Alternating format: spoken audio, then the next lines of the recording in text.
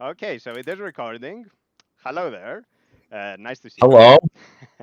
It is great to be able to talk to you.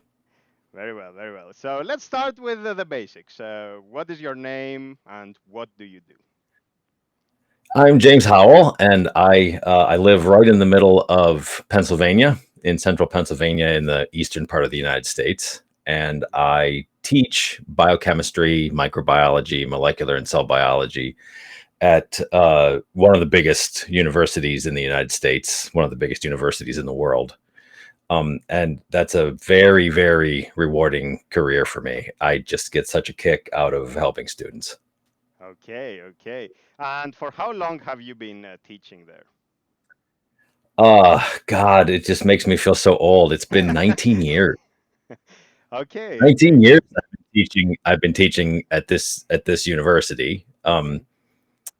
It's hard to believe. Well, and my wife and I had kids during that time, and now they're growing up and finishing high school and thinking about starting college, and so it's been. Hmm. Well, and it's always been strange for me not to be the new guy in the department. It took me quite a while to get accustomed to not being a novice teacher, Hmm. not being a novice educator, because at the beginning it's so challenging and it seems so overwhelming. But having the feeling of having my career mature and getting I I guess the right word is confidence. Hmm. Um, but even as you gain confidence in the craft, speaking for myself and I think for other people at this stage of my career, um, the reward deepens, and Hmm.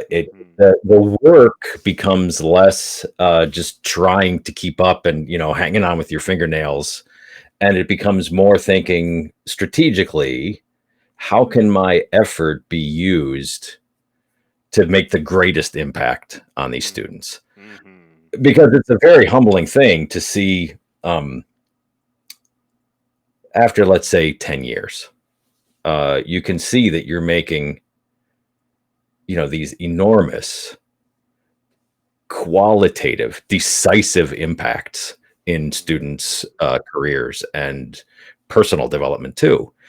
And that's a very humbling thing. And that leaves you with a sense of a lot of responsibility.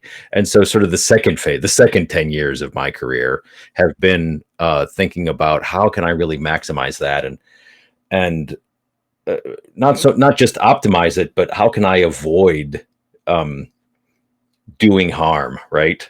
Ah, Um, nice way of putting it. Yeah, well, and not in a trivial sense, but in a deeper, longer term sense. So just overall thinking more about being aware and being deliberate about the long term impact that I'm having on students. yeah. Hmm. And so that's really deepened the reward. And I probably got another 10 years, 8 or 10 years before I can retire, Hmm. and we'll see how I feel about retirement when I can do it. Uh-huh. And so now I feel as though I'm moving into the third phase where all of that development and the mature phase of the career, where else can I go with that? How can I bring that to the next level? Hmm. So it's just every day I pinch myself that I get to have such meaningful work because I'm the first person in my family to go to college, and my little brother. Well, I mean, I think of him as this 9-year-old skinny kid, right? But he just turned 50 this year, and he also has a good career. He's a machinist. Hmm. He works in a machine shop, and he's been a very skilled machinist for longer than I've been teaching, right? Because I went to college and then I dropped out and then I went back and then I got a PhD. And so I was 35 before I got a real job. Hmm. And he was 19 when he got the job that he basically still is in now, right? Yeah, And yeah. so for a long time, for a long time, that guy made more than I did, Of course, of course. and I don't know if that's. I mean, it doesn't matter to either of us. I Hmm. don't know if that's true anymore. Um, and he's really good at it, and I think he gets reward out of it too. But it just there's only a couple other guys in the shop with him, and it can't be as rewarding as what I do because I help students every day. Hmm. Every day Hmm. I contribute something, right? And this is part of the reason why I went into teaching and got away from doing bench research. Hmm. Bench research was fun. I mean, it was very rewarding too. It was very exciting. Uh, when you get an exciting result, there's no feeling like that in the world. But that doesn't happen every day. The feedback Right? loop is long in science, right? It's not The like feedback a loop REPL. Yeah. the feedback loop at the bench is very long, and Uh-huh. it's incredibly frustrating. You just have to learn to live with long-term frustration. You have to have 10 irons in the fire, as we say in English, because in 6 months or 8 months or a year, one or two of them might work, Wow. Yeah, yeah, yeah. right? That takes some And skill. well, and it takes bench research takes a level of persistence and independence and initiative and self confidence, but mostly persistence Hmm. and perseverance. uh, in Hmm. order, an amount of those traits that most people would think are superhuman, those traits that you find in professional athletes. Hmm. Okay. Hmm.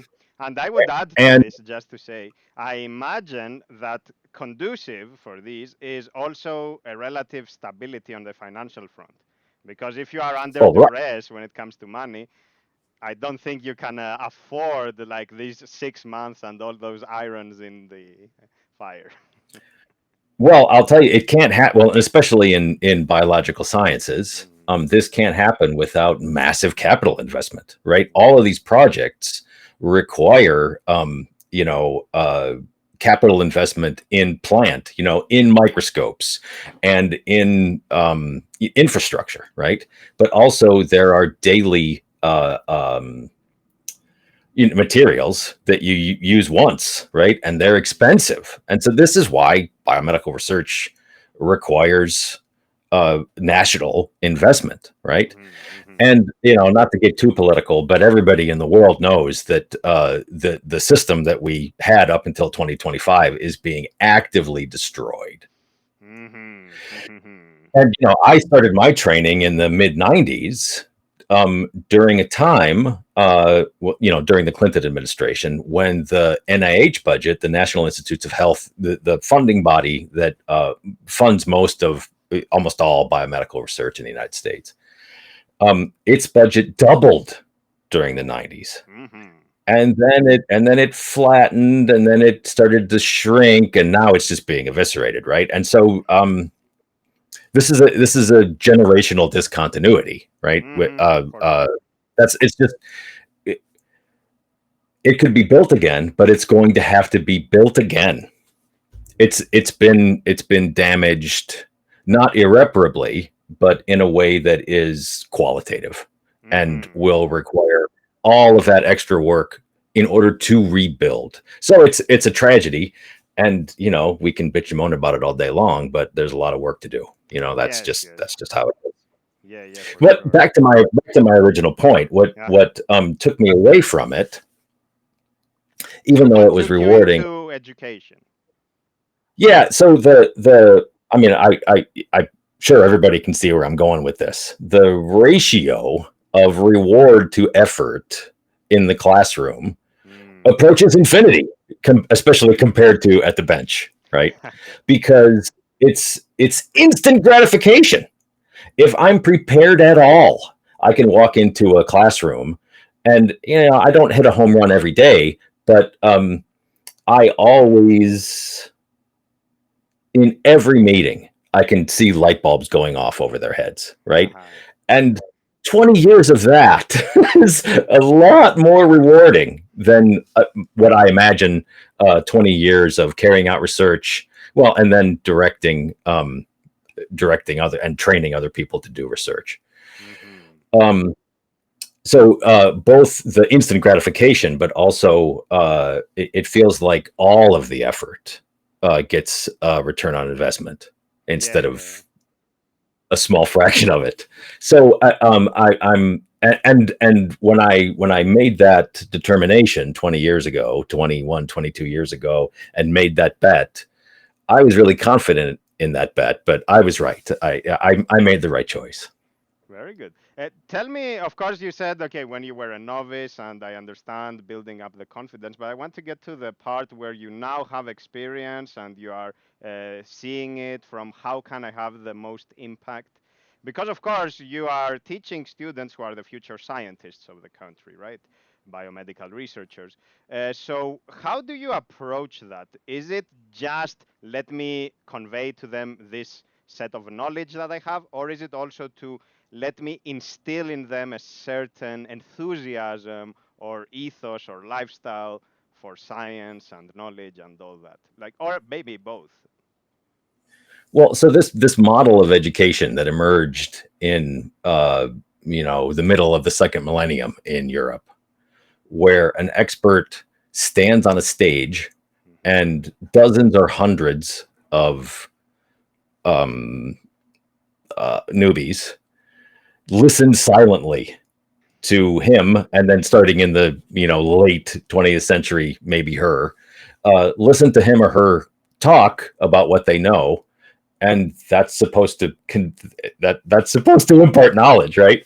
And everyone's intuition and all of the data in educational psychology indicates that this is an incredibly impoverished model of education. It doesn't work. Basically. It doesn't work. Hmm.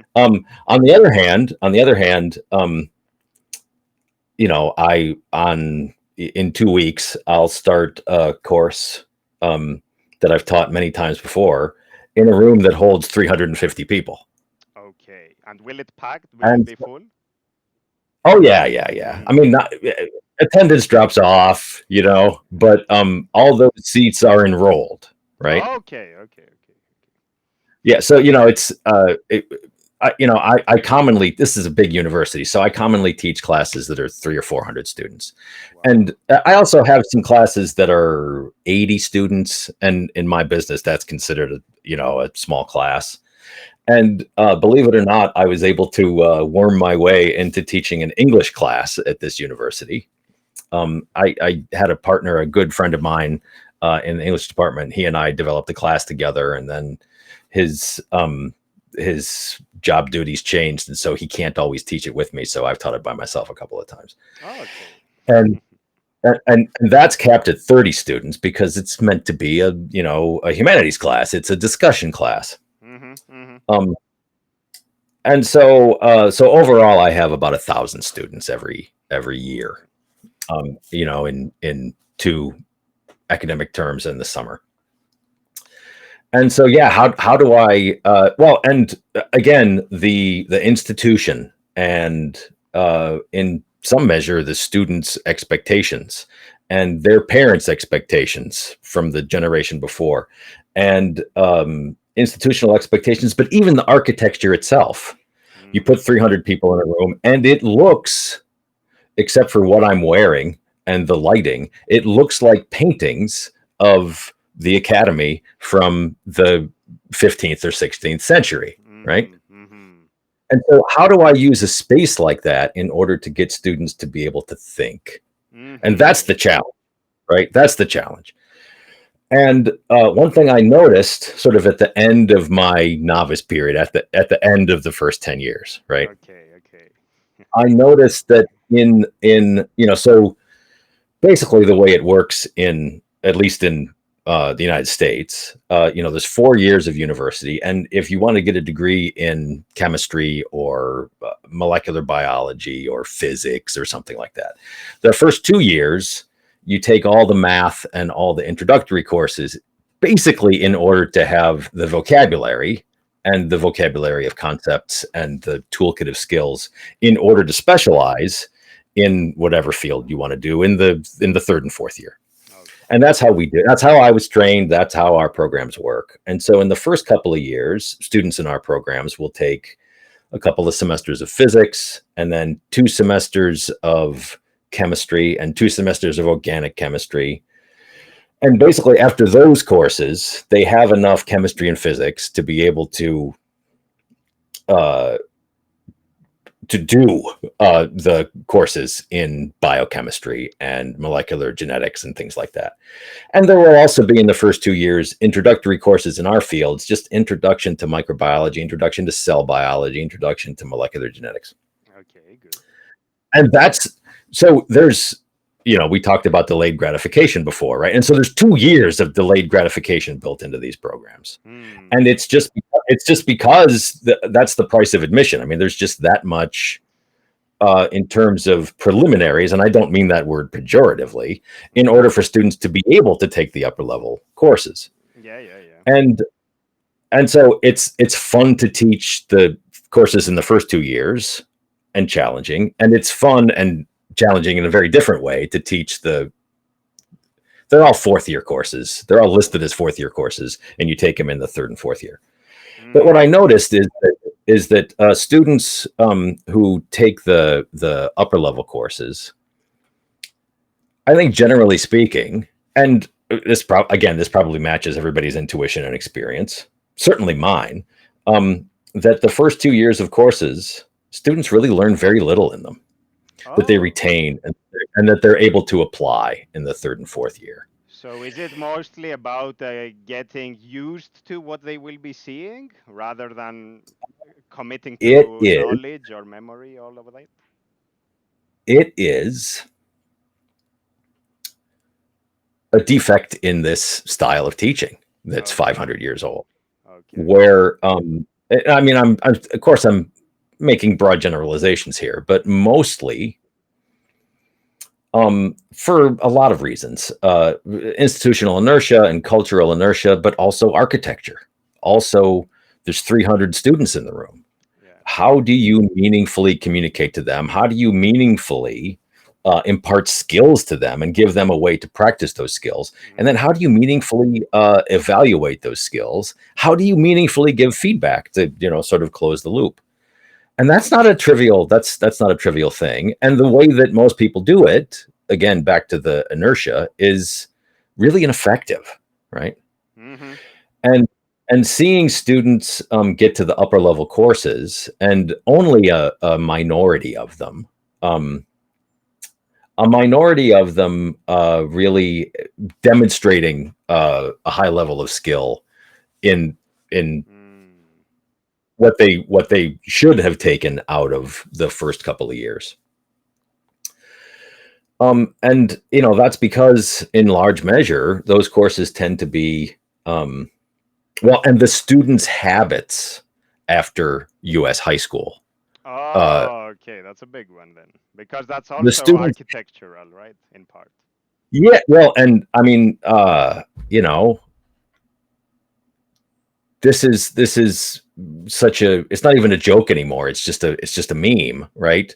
The you can look at the again. I don't want to make it sound like I'm an architectural determinist, but if you look at the way a typical U.S. high school looks and a typical U.S. prison looks from a distance, Mm-hmm. sometimes it's hard to distinguish them, right? There's Mm-hmm. often no windows, there's often a big fence around it, right? I mean, it's and Mm-hmm. there's all of this kind of cultural baggage that makes, I mean, students are required to be there, right? And they can't leave during the day, and all of this kind of it's kind of oppressive, right? And there's a whole history to this, and we could talk about it, but it's Yeah, of course, of course. but I mean, to the extent that it's relevant, I think you see what I mean. Yeah, yeah, yeah, yeah, And so, for sure, for sure. But basically, the I, point, like the gist of it is that you don't go there because you have enthusiasm for the science or for learning, but because you are forced to, and it's basically something that comes from above, not from within. the authority of the state, which ultimately is based on the monopoly of violence, is what puts most of the students there. It's And exactly that. and I mean, I say this with admiration for the people who make it their vocation to teach these students, because I'm spoiled, right? Like most of the students, a greater proportion of the students have a much greater level of enthusiasm for my topic Hmm. than a high school science teacher is going to have. And so God bless them for doing this work. But Thankless at times, right? thankless. Well, in fact, again, the current political climate of the United States is to attack these people, right? To Hmm. Hmm. not just devalue them, but to demonize them. Okay, that's Well, so dangerous. students reach university with habits where a science class is a place where you memorize vocabulary, Hmm. Hmm. and that's not completely wrong. It's not sufficient, but it's necessary, right? There's a lot of vocabulary to learn in science classes, but if you stop there, right? Um, every year in every one of my classes at every level, sometime in the first week, I will say the mitochondrion, and everybody says in unison, is the powerhouse of the cell, right? Okay, you guys, So it's a what does that mantra. mean? Yeah. Yeah, no, it's a kind of a catechism, right? Hmm. Hmm. Hmm. Hmm. Our Father who art in heaven, the mitochondrion is the powerhouse of the cell. So what does that mean? And none of them really can articulate that, right? And so, Hmm. so around year 10, this started to really crystallize for me. And so I drastically changed the way I teach this stuff, where rather than covering, in English, we use this word to cover a bunch of material Yeah. as though it's like cloth that you use, to keep the ground from growing weeds or something, right? Yeah. Yeah. Um, and so it tends to be, especially in high schools, because there's all these government mandated standards of like all the topics that you have to go through, right, Hmm. to cover. Yeah. And so it tends to be a mile wide and an inch deep. That's And the whole so point my of cover. In that regard, it's correct.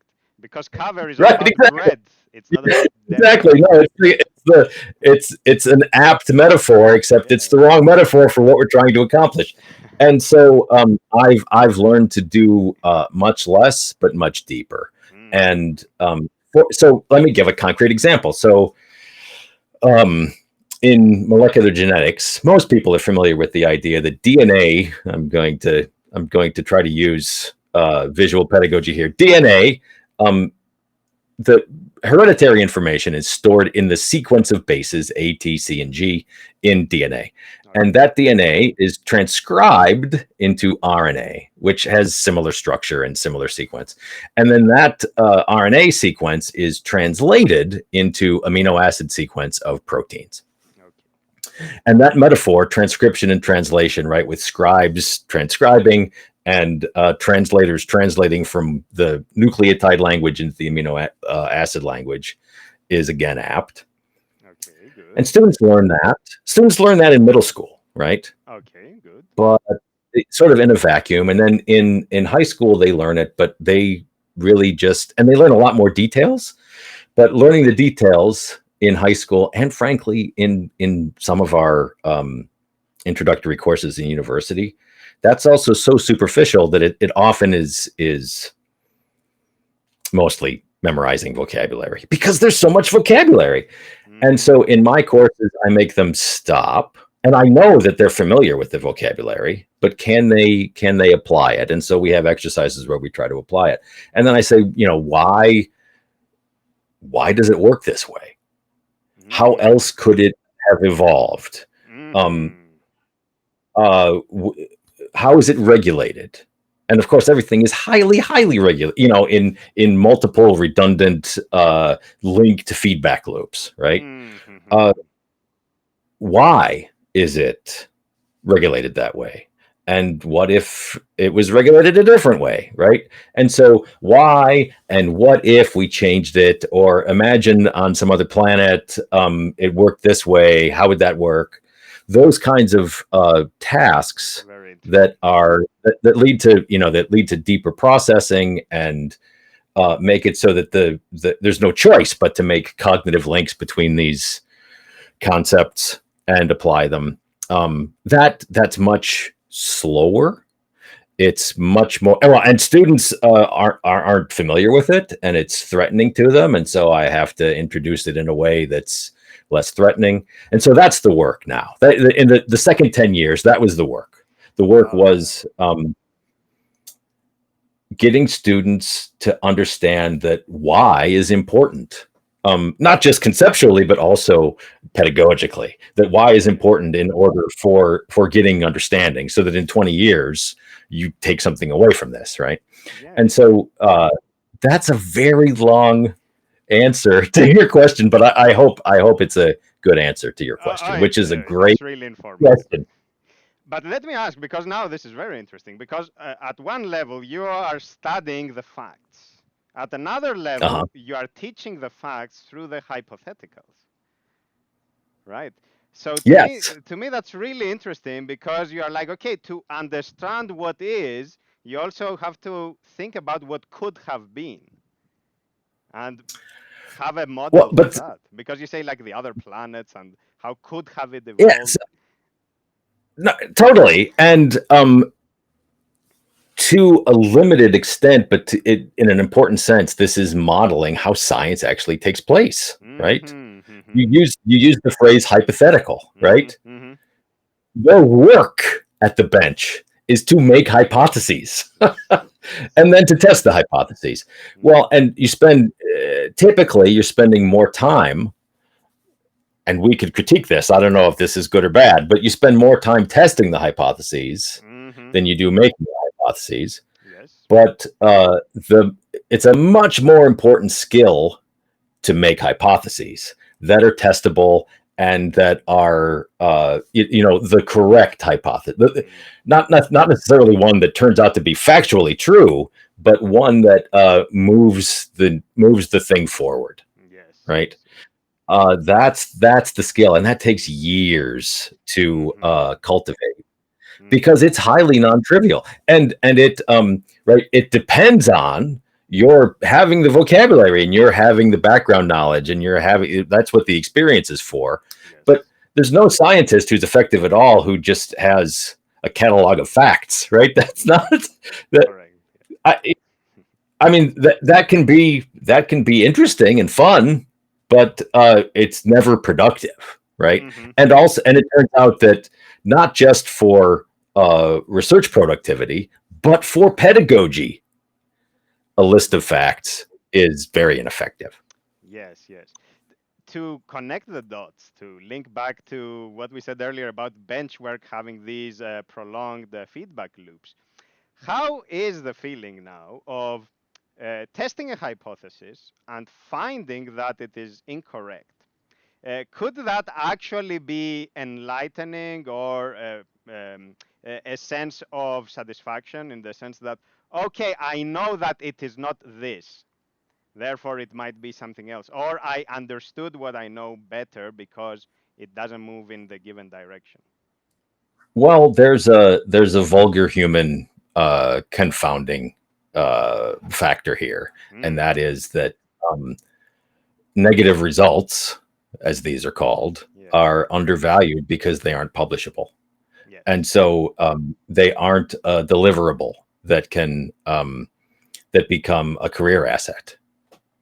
And so there's always, I mean, well, and also there's just this. There you have this emotional bias. You have this great idea, of an elegant explanation of something that came down after 4 billion years of evolution, right? Like you think you know how it works, and it's consistent with everything, and it's as simple as it can be, but no simpler, right? And it's Mm. elegant and it explains it, but it's wrong, right? And that's that. uh, not to admit that that's disappointing is disingenuous. But Yes. also, if your career depends on with an increasing amount of pressure to get funding and an increasing amount of pressure to publish and resources diminishing and competition increasing, right?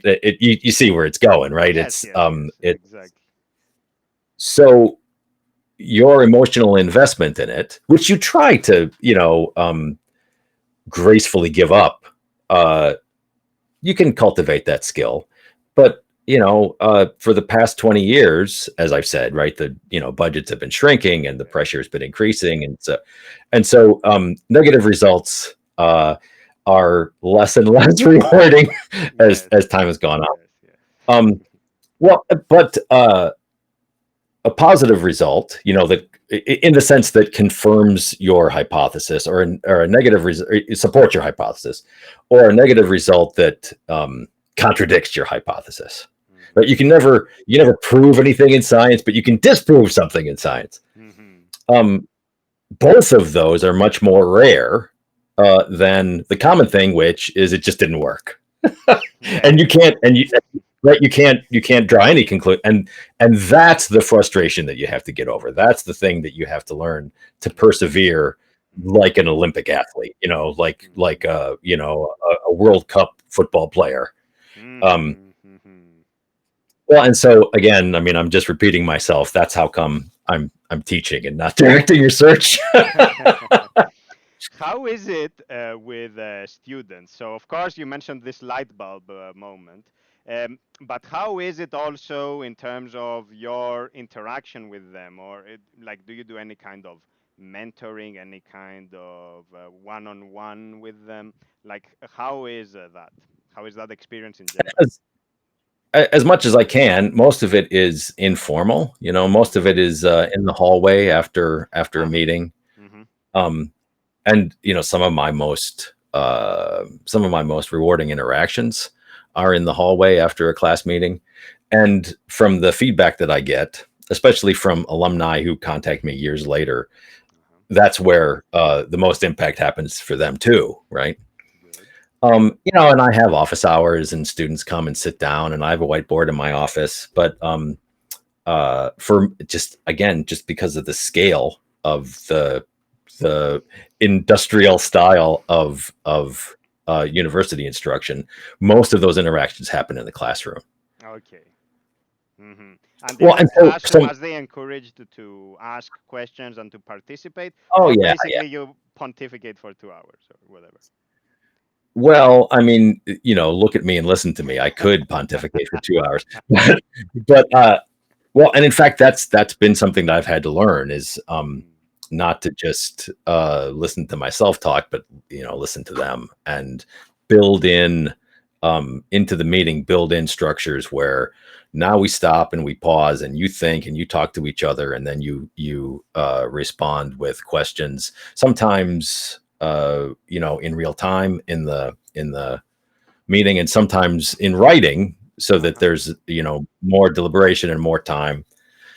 um Do you have to students mix those in. have do students have the confidence to pose a question? Because of course, this model of education where everything has to be memorized, in a Yeah. sense, discourages you from saying something other than what you heard. So how does that um spill over to their outlook, their attitude? that's a really interesting question. And I well, it reveals my bias, because for me to be on the stage and have there's a kitty cat here Ah, that beautiful. is very needy. um Nice. from my point of view, at first it was a little frustrating um, to have so many students and not to hear from most of them. But I Mm, got used to that, and again learned ways that I could disinhibit them to have feedback loops with me. Again, sometimes in writing, sometimes in real time. But conversely, from the point of view of a student, right, the amount if any students are listening, you should take this away. Um, Good. the amount of effort, the amount of marginal effort, extra effort that it takes um, to get individual attention from an instructor, to ask questions and have impactful interactions. That effort is so tiny, and so few students make that effort that it Mhm. doesn't take very much to go two standard deviations ahead of the group. Yeah. And so, from the point of view of each individual student, this is often missed, but incredibly low hanging fruit. Yeah. Like, I have to walk back to my office. You can walk back to my office with me, and we can talk about anything. Yeah. And only a very few students do that. And there are plenty of days when I walk back to my office by myself, and that represents money left on the table. And I mean, to the extent that I Of course. provide any value at all, right? And so, if I were to presume to give advice, it is to just take that tiny extra step um, to get those interactions. Seek out mentoring, and it doesn't have to be some kind of monolithic, you know, honors thesis kind of project sort of mentoring. Just ask me a question, right? Yeah, yeah, yeah. So I should have mentioned this to you before we started, and I apologize, but I'm not going to be able to talk for more than an hour. So Okay, okay, okay. so just to pace ourselves, if we want to talk about Emacs. Yes, let's switch to Emacs. Yeah, yeah, yeah. Sure, sure. So, how does Emacs fit into this picture? Well, I use Emacs for everything. Mm. And basically that's because I'm old, right? I was born in 1970. I started college in 1988.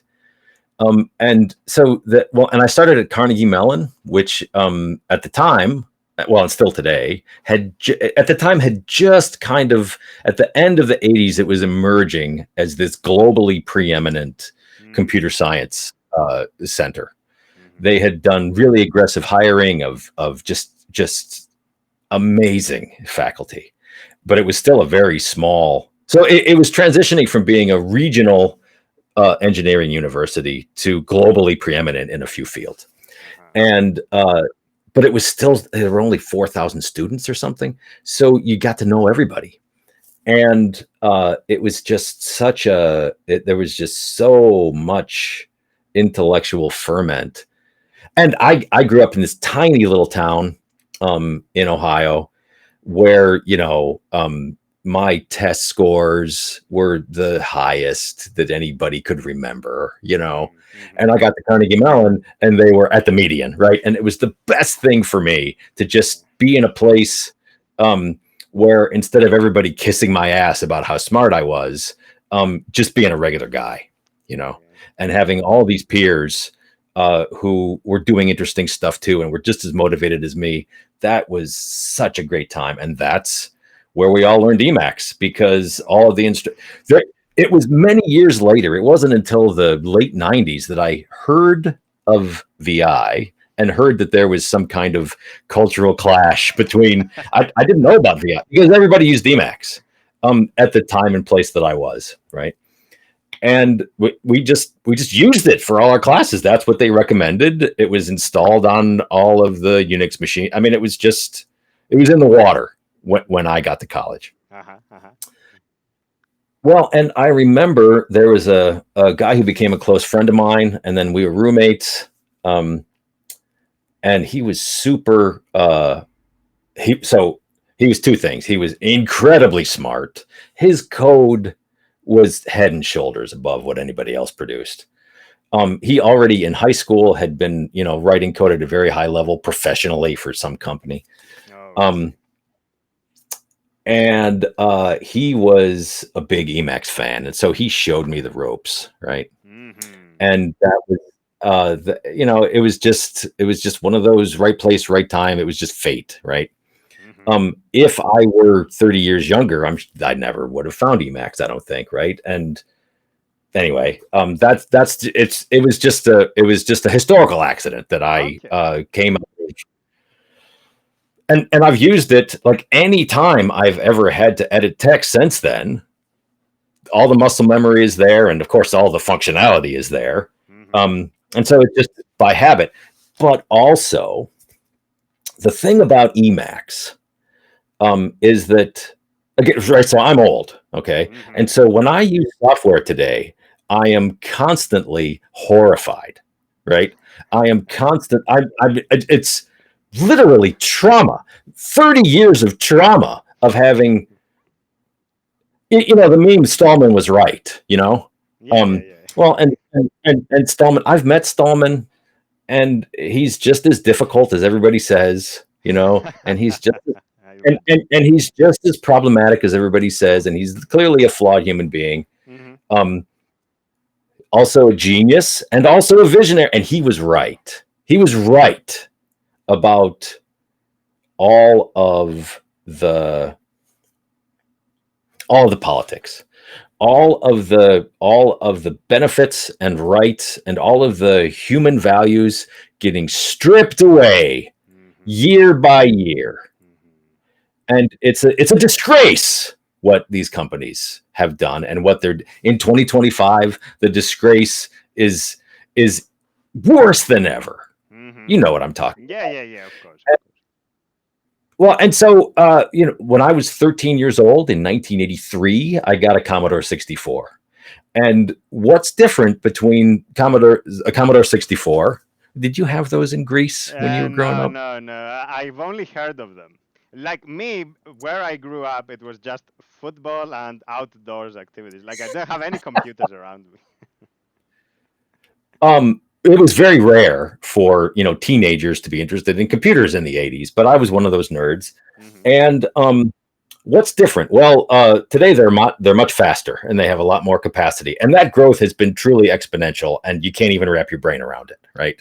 I True. remember a 5 megabyte hard drive being this big and costing $10,000. You know, Yeah, that's a different and so world. that growth has been exponential. What else is different? Well, everything in the Commodore 64 belonged to me. Everything about it Mm-hmm. was everything about it was legible in principle, Mm-hmm. and everything about it was mutable in principle. Mm-hmm. I Mm-hmm. owned it, and I could change anything about, and that's how I experienced computing. It was mine, Mm-hmm. and all of my curiosity um, could be rewarded, and my curiosity was never stifled. I never reached the end of my curiosity with it. Mm-hmm. Well, you see where I'm going with this. Yeah, yeah, yeah. That's Of still course. true. That's still true in Emacs. Anytime, I mean, I write little functions to do little things in to file off the rough edges in all of my workflows day in and day out, and that's not something that I take for granted. I want to be able to take it for granted, but we can't. Yes, Right? you know, That's you that's know. a that's a privilege in Mm-hmm. this world, and it Mm-hmm. should be. There's other things wrong in the world, right? That I Sure, want to sure, fight against. sure, This, sure. but this injustice is still real, and this is something that we should not ever accept. Yes, yes, for sure. But what you are saying here also feeds into the scientific approach to the world, where you cannot just impose arbitrary limits via some edict just because you have the money or the lawmaking capacity. Like, curiosity doesn't just stop. In the same way with experimentation with software, with how I want to express myself through my programs. Like, you cannot just say, okay, this is what you are allowed to do because copyright or whatever.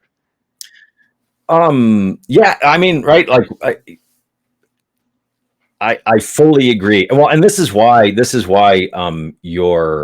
your work is so interesting to me, because it combines what you call philosophy, right? Um, which is sort of a mixture of formal philosophy and really fundamental politics with a lowercase p, and just, I mean, I would almost use the word religion in the in the secular sense Mm-hmm. of worldview and personal practice and relationship to the universe, right? All of these things are interesting. And, I think the reason that they're not interesting to most people is because we live under so much oppression. Now, here's me, right? You know, a highly educated white male in the United States talking about oppression. Okay. Of course, I apologize for sure. that. There But are levels to it, for sure. There are levels to it, and you there, may there are say, levels to it. okay, And, I am not part of a marginalized group, and in some sense this is true. But in another sense, one, you can reason about it, and two, you also experience marginalization in other ways, such as what we are saying here, with software where you experience the encroachment of the oppressive apparatus, which may be the state or the corporate establishment or whatnot. So, of course, I'm not saying that, okay, this is equivalent to what another no, person in a marginalized community experiences, but you can extrapolate from it. you can extrapolate, but it's also interesting and necessary to make, just to make qualitative comparisons.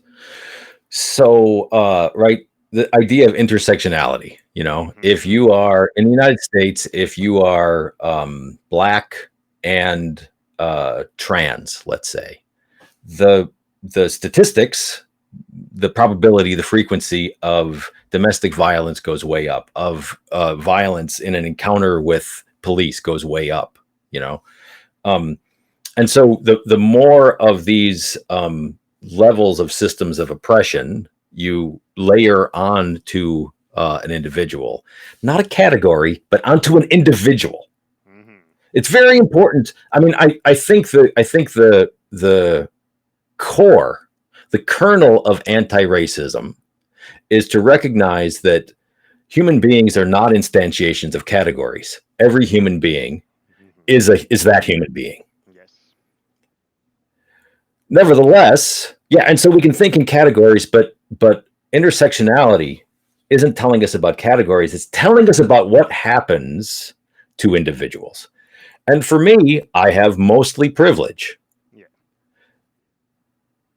but all of us are oppressed in so many. Well, and in fact, groups like the one that I'm in, educated, well compensated, racially, ethnically privileged. Mm-hmm, mm-hmm. The the terrible problem is that the oppression that we experience is so much more easy to internalize because compared to other kinds of oppression, it's objectively not as burdensome, right? And so Mm-hmm. people will Mm-hmm. accept Facebook taking everything Mm-hmm. and selling it, right?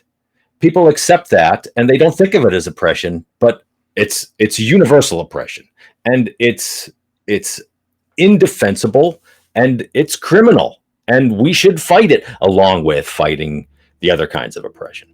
Yeah, yeah, yeah. But at the end of the day, I'm just a nerd who wants his Commodore 64, where everything is mutable and everything is legible. Well, and I run Debian, and I spend most of my time in Emacs, and the rest of my time I'm in Firefox. Mm-hmm. And that that is another layer of privilege. But that privilege took years of work, right?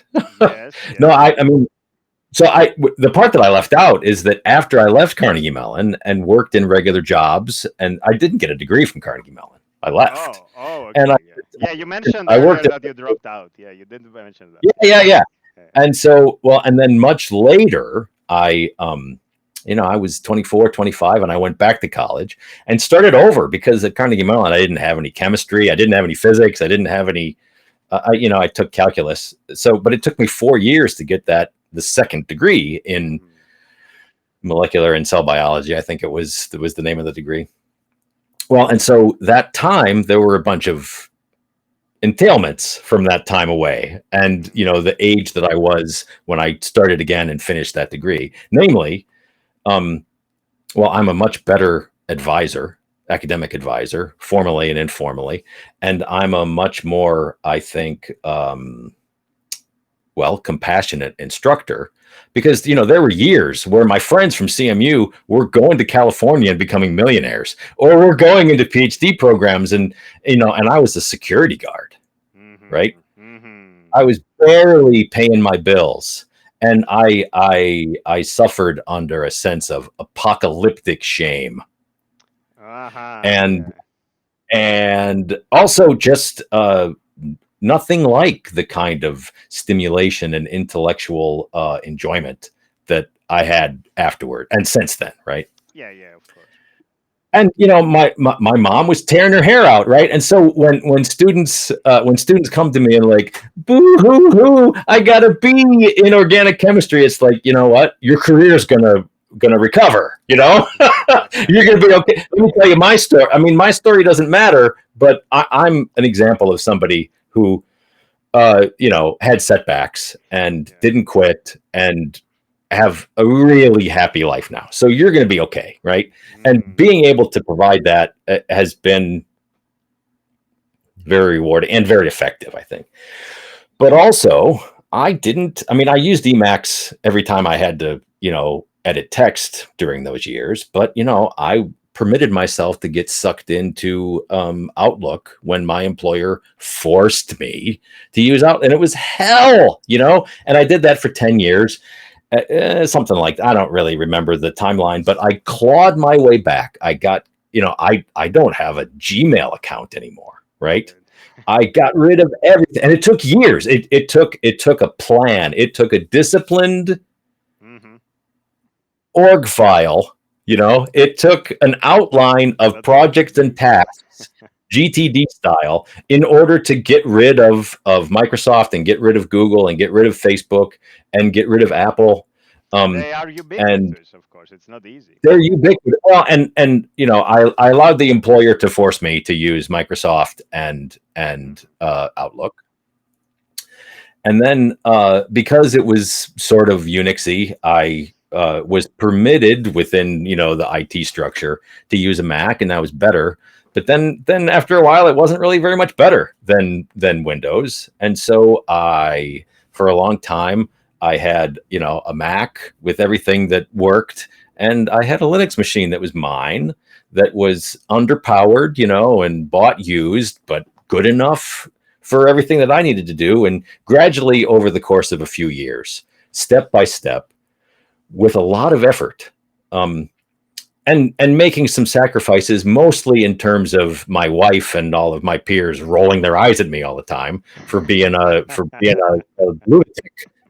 Like, who is this Maoist lunatic? That has to, that can't text me, with my app. With this Um, un-American program.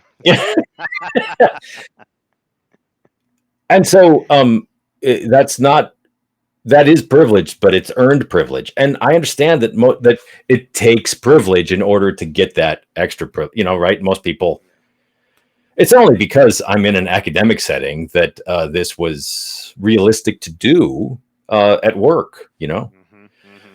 but boy, am I glad I did it. Well, and then I started writing more Emacs Lisp, and put a little bit of it out there, and on Mastodon and in other places, connected with the community and got involved with Emacs Conf, and I'm just so grateful to you and all the people that I always shout out. I mean, I can't list everybody, but Sasha Chua for sure has been just a force Oh, for sure, for sure. Yeah. for the past 10, 15 years to get the community stronger, and lots of other people that have been it's the community's stronger than ever, right? And Emacs development itself, and all of the plugins, the all the packages that you've written that I use every day. I mean, it's better than it's better than it's been since I started in the late 80s. Yeah, And yeah, yeah, yeah. it's something that gives me a lot of optimism. Mm-hmm. Mm-hmm. And gratitude. Thank you for making the Modus themes. Thank you for making Denote. Yeah, Um, yeah. And thanks to everybody as well for all their contributions. Uh, but it's also this point of the community, which is this idea that, well, everybody helps in some way. It's not just, oh, it's just Sasha and friends kind of thing, right? It's like everybody has something to contribute. And it's also those people who you have never heard of. For example, to give an idea here.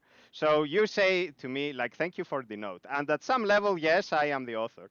But at another level, the note wouldn't have been the program it is had I not received feedback, bug reports, feature requests, comments, and discussions with other people, and of course, contributions from others. So at some level, it's me. At another level, it's everybody else that I interacted with. All the it's anonymous heroes, the unsung heroes. it's very important to recognize that all of these efforts, all human efforts, are community efforts, Hmm. and it's only the perversion of our societies, the perversion, the cultural distortion, the distortion of our cultures that happens because of our economic systems, the anti-human. I would use the word satanic Hmm. Hmm. components of capitalism, right? This idea that profit is the highest human value. I mean, that's a stated tenet of our system, And that's the whole and that's point. that's Yeah. perversion. Yeah. That's satanic perversion, right? Hmm. Hmm. Because I mean, I like money, right? And in my life, I've made profit, and that's good. But there are other things that are more important, right? Like my kids are Hmm. more important than profit, you know. Hmm. Hmm. And competition can be good, but competition is not the only trait of our species. No, no, for sure not. Even within the context of a competitive game, by the way, which Yes, involves exactly. cooperation. Like when you play a game, for example, just to say this, you are at the playground, and who is the bully? The person who doesn't play by the rules. So who is not That's right. cooperating, in other words. In a bacterial biofilm, Hmm. in a puddle, all of the bacteria and the eukaryotic microbes and the archaeomicrobes that are all mixed together in that biofilm, um, under certain conditions, they will compete, in the Hobbesian nature, red in tooth and claw. But most of the time, they're cooperating Ah. because so everywhere in ecology, at every level, in the fractal surface of ecology, from the entire globe to a single bacterial biofilm, uh, you know, the slime on a rock in a stream.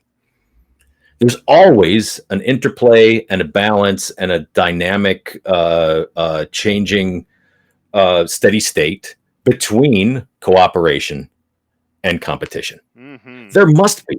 I mean, that's if you think about how nature works, that's just a fundamental. It's just an axiomatic truth about nature. Hmm. And so, for us to have an ideology where cooperation is scorned and competition is raised as the highest value, that's a satanic perversion. Hmm. Hmm. Yeah, yeah, yeah, yeah, yeah, of course. And right, and so my God, I mean, the software industry right now is like this king hell, uh, hypertrophic satanic perversion. Cancer, right? Um, all of your cells are cooperating to get only the resources that they need and not take any more. And when one of them mutates in such a way that it's disinhibited from and permits itself to grow uncontrollably, we call that a tumor. And if you can't fix it, it's fatal every time, right? Hmm. Hmm. Hmm. Yeah, yeah, Well, yeah, and biologists and anarchist theorists at the turn of the 20th century understood this really well. yeah. Hmm. This was Hmm. this was a completely mainstream conversation in biology and in anarchist politics Hmm. at the Hmm. turn of the 20th. And that history has been erased. Stallman was right. And when you say anarchist, just for me to ask here, because of course in America there is also this tradition of the anarcho-capitalist flavor of anarchists. But you also had other people, such as Murray Bookchin, for example, who is of another school of thought. So is there a qualifier there to what you said, or is it basically So, everybody? the cheat code here is just Google Noam Chomsky anarchism interview, and he explain. You know, he knows the history way better than I do. Mhm, Um, Anarchism is the idea that in order to govern ourselves, we do not need a state.